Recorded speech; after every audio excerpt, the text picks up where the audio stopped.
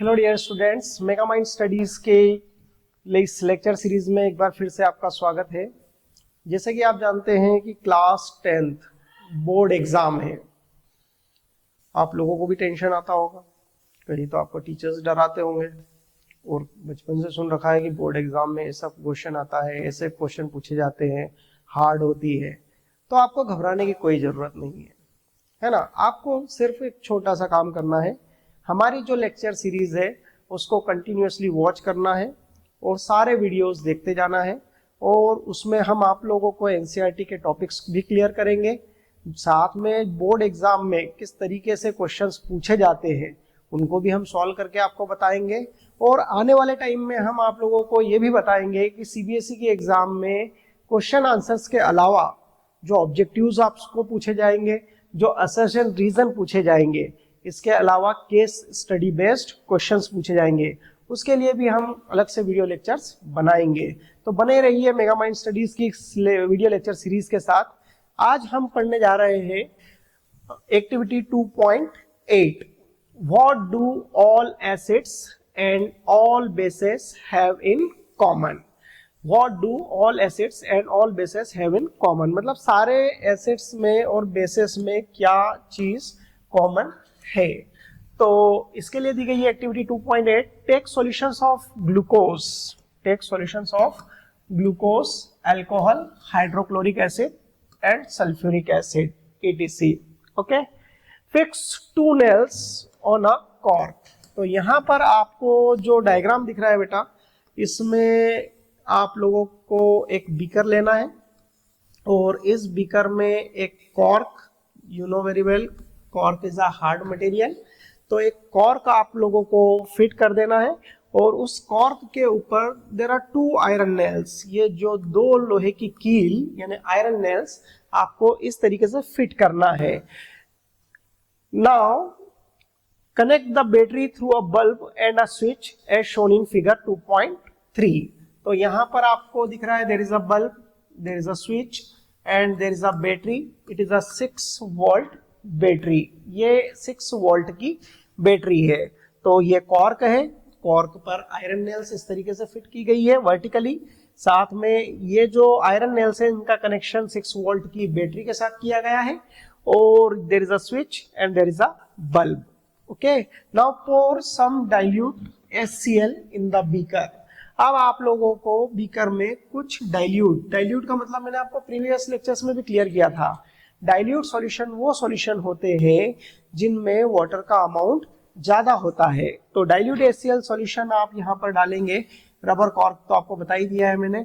इसके अलावा ये एक पूरा एपेरेटस, जैसा कि आपको फिगर 2.3 में दिख रहा है, ऐसा आपको सेटअप करना है। ओके, और आप देखेंगे कि if you switch on the switch, अगर आप स्विच को ऑन करेंगे then the bulb will glow in case of hydrochloric acid. मतलब जब आप HCl डालने के बाद, HCl सॉल्यूशन डालने के बाद स्विच ऑन करेंगे तो बल्ब विल ग्लो।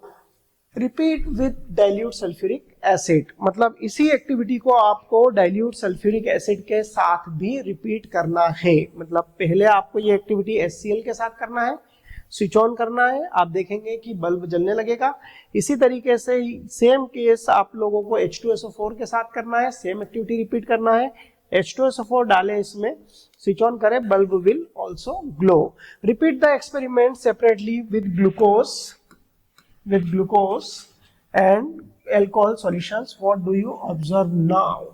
तो अगर आपने इसी एक्टिविटी को ग्लूकोज, जैसे कि आप जानते हैं what is the formula of glucose, C6H12O6 and alcohol तो वैसे बहुत सारे होते हैं लेकिन एक जनरल अल्कोहल का फॉर्मूला हम ले लेते हैं C2H5OH इथेनॉल। ओके, तो अगर आप यहाँ पर ग्लूकोज और अल्कोहल लेंगे तो आप स्विच ऑन जब करेंगे तो ये बल्ब ग्लो होने वाला नहीं है, बिकॉज ग्लूकोज और अल्कोहल जो है वो आयंस जनरेट नहीं करते हैं, वो ब्रेक नहीं होते हैं। ठीक है, Does the bulb glow in all cases? No, the bulb will not glow in case of glucose and ethanol. तो ग्लूकोज और इथेनॉल के केस में बल्ब ग्लो नहीं होने वाला है। तो अब हम समझते हैं कि जब हमने HCl जो कि एक एसिड है उसको डाला तो बल्ब ग्लो हो रहा है, जब हमने सल्फ्यूरिक एसिड, ये भी एसिड है, वो बल्ब को ग्लो कर रहा है। लेकिन जब आप एल्कोहल और ग्लूकोज डाल रहे हैं तो बल्ब ग्लो नहीं हो रहा है। तो ऑब्जर्वेशन क्या है आपका, the bulb will start glowing in the case of acids, मतलब एसिड्स के केस में बल्ब ग्लो हो रहा है, but in case of glucose and alcohols bulb will not glow because this solution do not conduct electricity। तो ये तो आपने ऑब्जर्व कर लिया कि ये इलेक्ट्रिसिटी कंडक्ट नहीं कर रहे, इसलिए बल्ब स्विच ऑन होने के बाद भी बल्ब नहीं ग्लो हो रहा है। लेकिन समझने वाली बात ये है कि why these materials means glucose and alcohols ये इलेक्ट्रिसिटी क्यों कंडक्ट नहीं कर रहे हैं। ओके, तो यहाँ पर समझने वाली बात यह है कि C6H12O6 ग्लूकोज था, इसको जब आपने पानी में डाला है तो it does not give any type of ion. तो आप लिख सकते हैं does not give ions in water. तो वाटर में जब आप ग्लूकोज को डिसॉल्व करेंगे तो ये आयंस जनरेट नहीं करेगा। इसी तरीके से C2H5OH यानी कि अल्कोहल को जब आप वाटर में डिसॉल्व करेंगे तो it will also does not give ions in water. तो ग्लूकोज हो या अल्कोहल हो, या चूंकि आयंस जनरेट नहीं कर रहे, पॉजिटिव और नेगेटिव आयंस जनरेट नहीं कर रहे, तो ये इलेक्ट्रिसिटी को कंडक्ट नहीं कर पाएंगे। ठीक है ना। There is a flow of electric current through the solution, the electric current is carried out through the acidic solution by ions. तो एसिड जो है वो इलेक्ट्रिसिटी कंडक्ट कर रहे हैं, तभी बल्ब ग्लो हो रहा है, because of the presence of ions. अब समझने वाली बात ये है कि एसिड्स कौन से आयंस जनरेट कर रहे हैं। ठीक है, तो एसिड्स कौन से आयन जनरेट कर रहे हैं अब हम देखते हैं यहाँ पर। तो acids contain H+ ions which are responsible for their acidic properties. Suppose we have to dissolve HCl in water, then it will give H+ aqueous and Cl- aqueous। ठीक है ना। तो इस तरीके से HCl को अगर आपने डिसॉल्व किया तो ये H+ और Cl- जनरेट करेगा। लाइक दैट अगर आप H2SO4, it is also an acid, इसको डिसॉल्व करते हैं तो it will give 2H+ aqueous plus SO4 2- aqueous। Okay, अब इसके बाद अगर आप और कोई एसिड ले लेते हैं, suppose you have to take HNO3। ठीक है, इसको वाटर में डिसॉल्व करेंगे तो H+ plus NO3 minus. Okay, यहाँ पर आप AQ लिखते जाए क्योंकि ये वाटर में डिसॉल्व किए जा रहे हैं। ओके, इसके अलावा एक और एसिड ले लेते हैं CH3COOH, है ना, ये भी एक एसिड है, इसको वाटर में डिसॉल्व करोगे तो it will give CH3COO minus ion, है ना, प्लस H+ aqueous। ओके, तो जो एसिड है वो इसलिए इलेक्ट्रिसिटी कंडक्ट कर पा रहे हैं क्योंकि ये पॉजिटिव आयन और नेगेटिव आयन ये चार्ज को कैरी कर रहे हैं। These are the charge carriers, ये चार्ज को कैरी करते हैं, इसीलिए इलेक्ट्रिसिटी का कंडक्शन पॉसिबल होता है। तो अब आप देखेंगे यहाँ पर कि जितने भी एसिड्स हमने यहाँ दिए मतलब डिसॉल्व किए हैं, सारे एसिड्स जो है उनमें एक चीज कॉमन है, they contain H+ ions, they contain H+ ions and these H+ ions are responsible for their acidic properties। ये H+ ions ही इनकी एसिड्स की एसिडिक प्रॉपर्टीज के लिए क्या है, रिस्पॉन्सिबल है। Okay, now repeat the same activity using alkalis such as sodium hydroxide, calcium hydroxide, etc। तो same activity आपको परफॉर्म करना है सोडियम हाइड्रोक्साइड के साथ और पोटेशियम हाइड्रोक्साइड के साथ। तो अब आप क्या करें, HCl नहीं लेना है आपको, यहाँ पर आप NaOH ले सकते हैं और KOH ले सकते हैं। क्लियर है, these all are the bases. ये क्या है बेटा, दीज आर बेसेस। ठीक है ना, ये बेस है। Okay, what you can conclude from the results of this activity. तो अब आप देखेंगे कि अगर आप NaOH मिलाते हैं और KOH मिलाते हैं वाटर के अंदर, है ना, या तो आप NaOH डालें पहले, स्विच ऑन करें तो बल्ब ग्लो होगा। ठीक है, डेफिनेटली KOH डालोगे तो भी होगा। ओके, तो ऐसा क्यों हो रहा है, because this all are bases. और KOH को अगर आपने वाटर में डिसॉल्व किया then it will give K plus ion and OH minus ion, ठीक है ना, in water, ठीक है। तो ये K plus और OH minus ions देंगे। इसी तरीके से NaOH अगर आपने डिसॉल्व किया है तो Na plus ion देगा, है ना, वाटर में, और OH माइनस आयन देगा। क्लियर है? तो कहने का मतलब यह है कि जिस तरीके से एसिड जो है वाटर में डिसॉल्व होने के बाद एक तो H प्लस आयन कॉमनली देते ही है, साथ में कोई नेगेटिव आयन भी हो सकता है एसिड्स के साथ। इसके अलावा बेसिस को अगर आप वाटर में डिसॉल्व करते हैं तो it will also dissociate in ions. तो यहाँ पर पॉजिटिव आयन, जैसे यहाँ K प्लस जनरेट हो रहा है, यहाँ Na प्लस, और एक आयन जो कॉमन है बेसिस में वो है OH माइनस आयन। तो जिस तरीके से एसिड में H प्लस आयन कॉमन था, बेसिस में OH माइनस आयन कॉमन है। ओके, सॉरी, एक्टिविटी 2.9 आगे बढ़ते हैं बेटा अब हम लोग। तो ये आपको प्रीवियस एक्टिविटीज से ये चीज तो क्लियर हो गई होगी कि all acids have H plus ions, है ना, या all acids gives H plus ion in water and all bases give OH minus ions in water. Okay, तो यहाँ पर इसके बाद एक्टिविटी 2.9 पर अब हम आते हैं, जो कि आपकी एनसीईआरटी की अगली एक्टिविटी है। Take about 1 gram solid NaCl in a clean and dry test tube. So we have to take clean and dry test tube.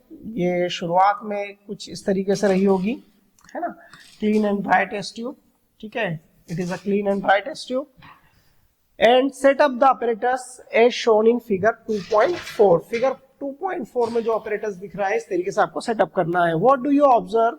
Add some concentrated sulfuric acid to the test tube. मतलब आपको कुछ concentrated, देखिए यहाँ पर आपने क्या लिया है, there are some crystals of sodium chloride, और ड्रॉपर से आप यहाँ पर ड्रॉप बाय ड्रॉप क्या डाल रहे हैं बेटा, कॉन्सेंट्रेटेड H2SO4 डालना है, डाइल्यूट नहीं डालना है आपको, ठीक है। तो कॉन्सेंट्रेटेड H2SO4 यहाँ पर आप वॉल के थ्रू डाल रहे हैं और ये टंग के थ्रू यहाँ पर होल्ड किया है इस टेस्ट ट्यूब को आपने। ओके, इसके बाद जब आप जैसे ही H2SO4 डालेंगे, there is a reaction which is taking place between sodium chloride, है ना, एक रिएक्शन होगी सोडियम क्लोराइड और कॉन्सेंट्रेटेड H2SO4 के बीच में। तो व्हाट इज द रिएक्शन, है ना, जो रिएक्शन इस टेस्ट ट्यूब में चल रही है बेटा वो होती है 2NaCl रिएक्ट्स विद H2SO4, है ना। तो NaCl आपने क्रिस्टल के फॉर्म में लिया था, ओके, H2SO4 आपने ड्रॉपर की हेल्प से कॉन्सेंट्रेटेड H2SO4 डाला है, तो ये रिएक्ट करेगा, बनाएगा Na2SO4 plus 2H plus 2Cl will form twice HCl, ठीक है ना, क्या जनरेट होगा, ट्वाइस HCl। थोड़ा सा मैं रिएक्शन को इस साइड पर लिख देता हूं। ओके, तो H2SO4 या ट्वाइस NaCl प्लस H2SO4, तो Na2SO4 बनेगा which is a solid, plus HCl gas बनेगी। ओके, तो HCl गैस विल फॉर्म, ठीक है। तो ये जो HCl गैस है, अगर आप इसी टेस्ट ट्यूब में ये कॉर्क फिट कर दे, ठीक है, आप कॉर्क फिट कर दे यहाँ पर, और कॉर्क को फिट करने के बाद अगर आपने यहाँ पर कोई डिलीवरी ट्यूब, जैसे कि आपको डायग्राम में दिख रहा है, ये डिलीवरी ट्यूब आपने लगा दी है, और एक मोइस्ट लिटमस पेपर, मतलब आपको यहाँ पर टेस्ट किस तरीके से करना है, test the gas evolved successively with dry and wet blue litmus paper. मतलब आपको यहाँ पर 2 टाइप के पेपर्स लेना है, एक बार तो ड्राई लिटमस पेपर लेना है, ड्राई ब्लू लिटमस पेपर, और एक बार वेट ब्लू लिटमस पेपर, है ना, मतलब एक बार ड्राई लेना है और एक बार गीला वाला लिटमस पेपर आपको लेना है, ब्लू लिटमस पेपर। ओके, तो जब आप ड्राई लिटमस पेपर लाएंगे यहाँ पर इस डिलीवरी ट्यूब के माउथ पर, then you see that there is no change in colour of blue litmus paper. You know very well acid turns blue litmus into red. लेकिन dry HCl गैस जब आप यहाँ पर dry litmus पेपर पर लाओगे तो पर डालोगे तो कलर में कोई चेंज नहीं आएगा, but if you brought moist litmus paper, जैसा कि आपको दिख रहा है यहाँ पर, ये moist litmus पेपर आप लेकर आए blue litmus पेपर, तो आप देख रहे हैं there is a change in colour, यहाँ पर कलर में चेंज आया है, colour will become red, colour क्या हो गया है, रेड हो गया है। तो यहाँ पर जो कंक्लूजन निकला है बेटा कि dry HCl gas does not show any effect on blue litmus paper, but moist litmus paper पर ड्राई HCl गैस क्या करती है, उसको किस में कन्वर्ट कर देती है, ब्लू लिटमस को रेड में कन्वर्ट कर देती है। उसका क्या रीजन है, बिकॉज जब आपने वेट लिटमस यानी मॉइस्ट लिटमस पेपर लिया तो उसमें वाटर था, और ड्राई HCl गैस जैसे ही उस मॉइस्चर के कांटेक्ट में I it will donate H+ ions. ये क्या कर रही है, H+ आयन को डोनेट कर रही है। ओके, तो यहाँ पर जो टीचर्स के लिए एक नोट भी दिया गया है कि if the climate is very humid then you will have to pass the gas produce through a guard tube.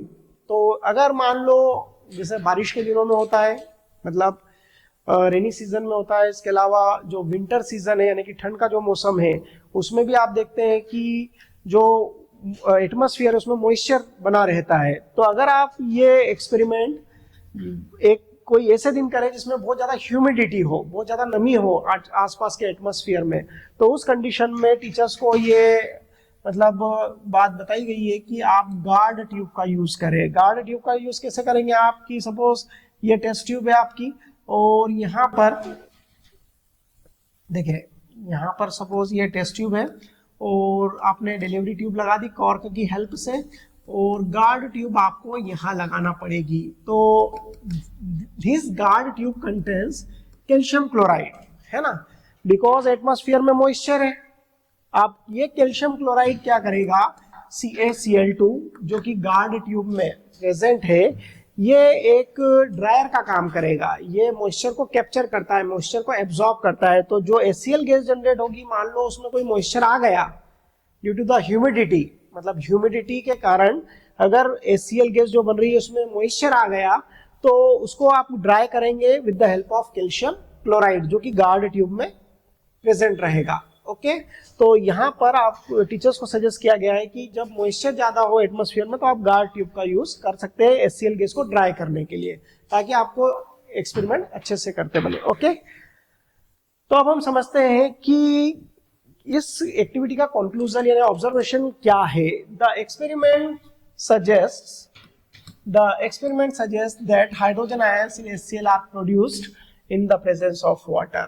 मतलब HCl गैस तभी H+ आयन जनरेट करेगी जब वाटर प्रेजेंट रहेगा। The separation of H+ ions from HCl molecules cannot occur in the absence of water। इसीलिए dry HCl gas जो है वो जो लिटमस पेपर था, ड्राई लिटमस पेपर, उस पर कोई इफेक्ट नहीं डाल पा रही थी, उसको ब्लू से रेड में कन्वर्ट नहीं कर पा रही थी, because dry HCl gas does not produce H+ ion. But जब HCl गैस वाटर के साथ कनेक्ट होगी then it will convert into Cl- ion, और ये जो H+ जनरेट होगा वो यहाँ पर H3O+ में कन्वर्ट हो जाएगा। ओके, H2O H3O+ में कन्वर्ट हो जाएगा। Hydrogen ion can not exist alone, है ना, हाइड्रोजन आयन जो है वो अकेले नहीं रह सकता है। ओके, क्या होता है कि जो H+ आयन जनरेट किया है HCl ने या कोई भी एसिड ने, वो वाटर के साथ कनेक्ट हो जाता है and will convert into H3O+, ठीक है ना। तो ये जो H+ आयन था बेटा, इसको तो आप नॉर्मली क्या बोलते हैं, हाइड्रोजन आयन, लेकिन ये जो H3O+ जनरेट हुआ है it is called hydronium ion. So you can say that the acids will produce H+ ions or H3O+ hydronium ions, H3O+ hydronium ions in water। Okay? अब देखें यहाँ पर, ये तो एसिड्स की बात हुई, लेकिन when a base is dissolved in water then what will happen, कि अगर हम बेस को वाटर में डिसॉल्व करते हैं तो हमने समझा था प्रीवियसली कि KOH एक सॉलिड है, अगर आप उसको H2O में डिसॉल्व करते हैं then it will convert into K+ aqueous plus OH- aqueous, ठीक है ना। इसी तरीके से अगर आप NaOH लेते हैं यहाँ पर NaOH, ठीक, देन H2O मिलाने के बाद gets converted into Na+ aqueous plus OH- aqueous, okay. और कोई और बेस ले लेते हैं, सपोज आप स्लैग्ड लाइम लेते हैं या लाइम वाटर लेते हैं H2O में, तो Ca2 plus aqueous plus 2OH minus aqueous. तो अगर आप किसी बेस को वाटर में डिसॉल्व कर रहे हैं then it will donate OH minus ion.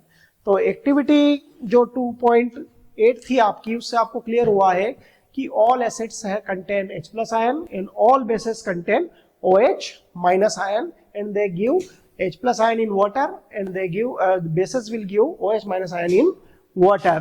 and इसी तरीके से एक्टिविटी 2.9 में आपको ये क्लियर हुआ है कि जब तक आप वाटर में डिसॉल्व नहीं करेंगे तब तक के एसिड अपना इफेक्ट शो नहीं करने वाला है। ओके, इसके बाद एक सेगमेंट आता है आपकी एनसीईआरटी की बुक में, डू यू नो।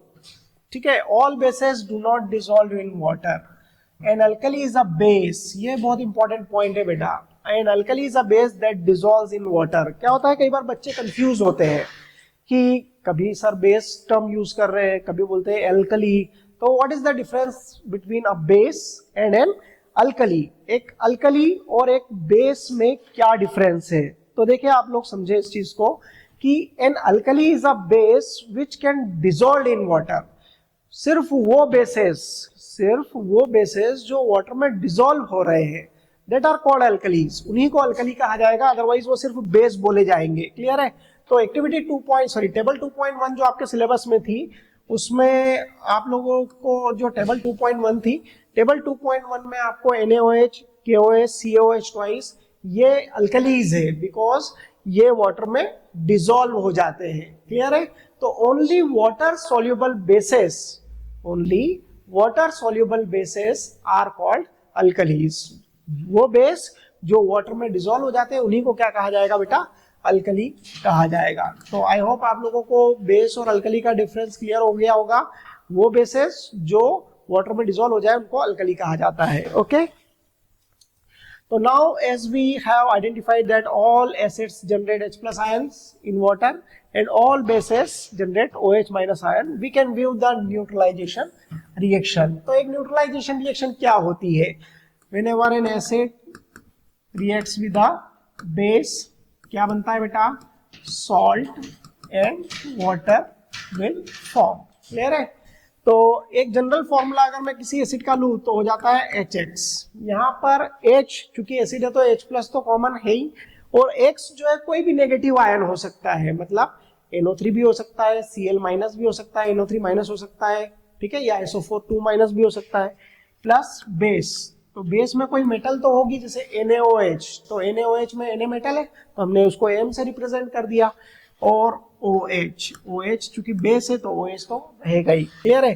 तो यहाँ पर मेटल जो है वो X वाले पार्ट से कनेक्ट हो जाएगी तो बन जाएगा Mx प्लस H और OH जुड़कर क्या बनेंगे? H2O। तो आप समझ सकते हैं कि Mx जो बना है वो क्या है बेटा? सॉल्ट है। वो क्या है? सॉल्ट है। तो इसी तरीके से अगर हम देखें, इसको कंक्लूड करें तो H plus aqueous plus OH minus aqueous will convert into H2O liquid। तो इस तरीके से हमने ये न्यूट्रलाइजेशन रिएक्शन को समराइज किया है। तो एसिड और बेस सॉल्ट और वाटर बनाते हैं। HX कोई एसिड है, MOH कोई बेस है, ये एक जनरल रिएक्शन है। MX बनेगा और H2O बनेगा। तो H plus aqueous plus OH minus aqueous will convert into H2O liquid। यहाँ पर एक और इंपॉर्टेंट फैक्ट समझ ले, you know very well water is neutral। Water इसलिए न्यूट्रल हुआ है because it contains both type of ions. H plus कौन से कैरेक्टर के लिए रिस्पॉन्सिबल है? एसिडिक। OH माइनस कौन से कैरेक्टर के लिए रिस्पॉन्सिबल है? बेस। तो एसिड का कंटेंट और बेस का कंटेंट दोनों मिलकर वाटर बना रहा है, इसलिए वाटर क्या हो गया है? Neutral. Acid plus base neutralisation, acid plus base neutralisation. Okay, अब बढ़ते हैं बेटा कि किस टाइप के क्वेश्चंस। ये एक्टिविटीज तो हमने समझ ली, लेकिन एक्टिविटीज को समझना ही काफी नहीं है, आपको ये भी समझना होगा कि इन एक्टिविटी पर बेस्ड क्या क्वेश्चन पूछे जाते हैं।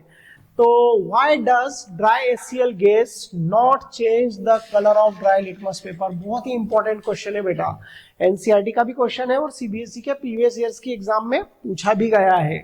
तो dry HCl gas does not contain any H plus ion और H3O प्लस आयन। मैंने भी आपको क्लियर किया है एक्टिविटी में कि अगर HCl गैस ड्राई है या कोई भी एसिड अगर ड्राई है तो वो H+ आयन जनरेट नहीं करेगा, और H+ आयन जनरेट नहीं हो रहे हैं इसलिए ब्लू लिटमस पेपर जो है वो रेड में कन्वर्ट नहीं हो रहा है। तो कोई भी एसिड हो, चाहे HCl गैस हो या और कोई एसिड हो, अगर ड्राई एसिड आपने किसी ब्लू लिटमस पेपर पर डाला है, it does not show any effect because H+ ions will not generate. To show its acidic behaviour it needs wet litmus paper in needed. तो इसका मतलब है कि वेट लिटमस पेपर की जरूरत होती है क्योंकि मॉइस्चर जरूरी है, वाटर जरूरी है।